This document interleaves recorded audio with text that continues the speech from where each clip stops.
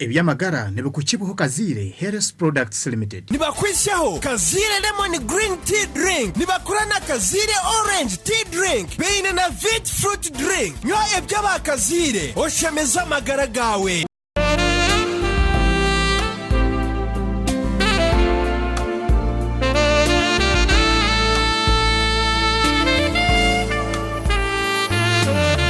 Program neyo yamagara kandi nakwakira nimpamya yangu byone byose biri nokora byakugendera kurungi omutebe kanisa and Gloria Kanyonyozi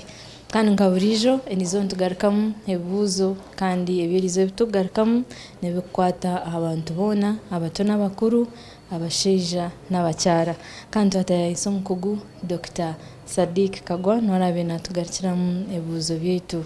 byerizoba nikwishitya mu program eji nikwishyibaho abakazire Health Products bashangwa harugutoro za kabare amukono gwa buryo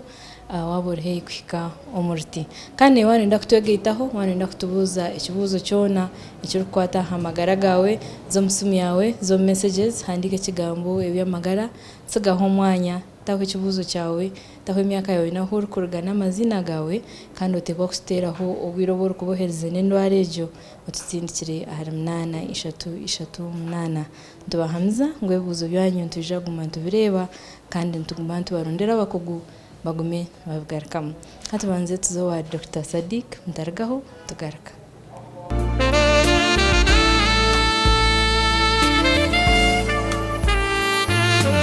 Dr. nakwakira program y'ebyamagara nyinakira amazina Dr. Kagwa Sadik ndio mushaho w'abantu ninkora Mbarara Muslim Health Center na Mbarara Regional Referral Hospital mu intensive care unit. Dr. Kibuzo cyo kubanza ubnajangu ni ndwara senyiga itarukira kumara hati yaheza emyakena nagira ngo omushaho ambob house ndi Jane we bari munonga kibuze ico Jane senyiga nendwara common munonga umbantu bitu baburijo kandi eine ebikabibiri hariho senyiga egiye kutwara ubwire buke na senyiga ngeje yoruire etakukira senyiga egiye kubane etwara ubwire buke kakira ndi senyiga yokuretwa ubukoko bakweta influenza azate kukira kutwara ubwire buringwa kandi teyine mubazi kugitamba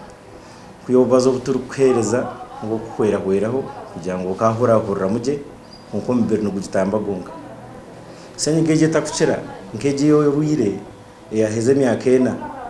ubwiro bwinji ni senyiga erikuretwa allergy senyiga erikuretwa akishero mu rujungu tujeta allergic rhinitis senyiga ejo tekukira na munonga wo tamanyire ebiri kugireta ukabyetantana nga allergy zona ukuzitura umuntu noshanga ko mukasheshe inyindo zigara wagire bihinzi uyibuza nyo senyiga yanje kitakira urye mbazi ya senyiga ekwera-kweraho kake kunga senyiga erema kukira so niye yoruire nija kugireto mbashaho ntujijajaba akuba nayo nekira bwena allergy nendwara ehangire hihi buri muntu wena ruire allergy neretwe bintu bingi nkirije rumbiro gwo kugwahangirwe abo kuba buri mbiri gwine ebintu ebiri guganzia aze bintu ebyo tubiyeta allergen nekintu ekiri kuzo mu mubiri gwawe oba nico kurya oba no mubazi oba no mwika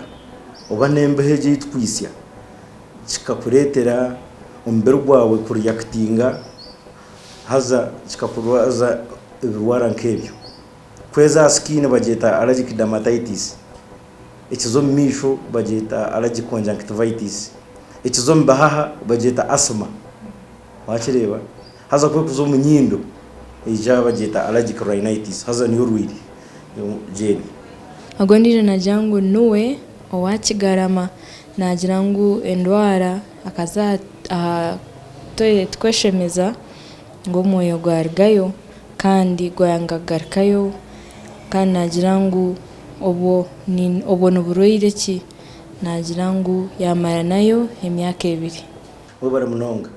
endwara iyo kuza kwejuna hazo moyo kashora nendwara yitkweta mu rujungu rectal prolapse. Rectal prolapse jimanyisa ngu umwoyo gushobora mbwene ko yakushoborera ukwari haze yine bikabishatu hine wokushanga umwoyo gona gwashora gino yita complete haza here kubera pasho kashangu jasakashwe kama kashora kandi ndijo yo orra no shanga rwataho murundi ibija baketa interception wanyetegereza so endware ejo kwero kukwata ekakuremeraho ejo bita rectal prolapse noboine kugire to mbashaho n'endwara ekwetenga kushemezwa nubo korota nubo kunyo bishaka bikwingana ki ebigerekana to kwasa kukira batakushemize endwara eje bikugire to bwiro bwingi mbwenu ninko okusindikira wano zangu kwejuna kuguma no sindikisa man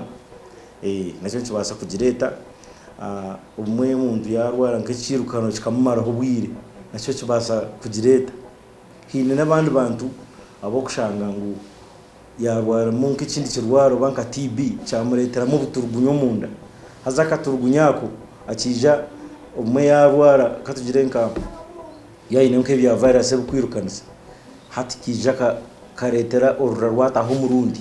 haza kiretera umwoyo gwashora kandi ogwe nabuza ngu omwiko gurukorwa munku nugo basa kureteraho cancer narishi ekokoro yajana mwita Stella narwo muriti Stella wabare munonga kibuzo cyawe umwika gwona ubana gw'emotoka ubana gw'enku ubana sigara emyikeje yona nerwaza kanza nubwo aragira ngo tokuresa nubwo aragira ngo tokuteka na abantu nubasiba nubosike bishaka nubosike ki ijemyika yona netahamu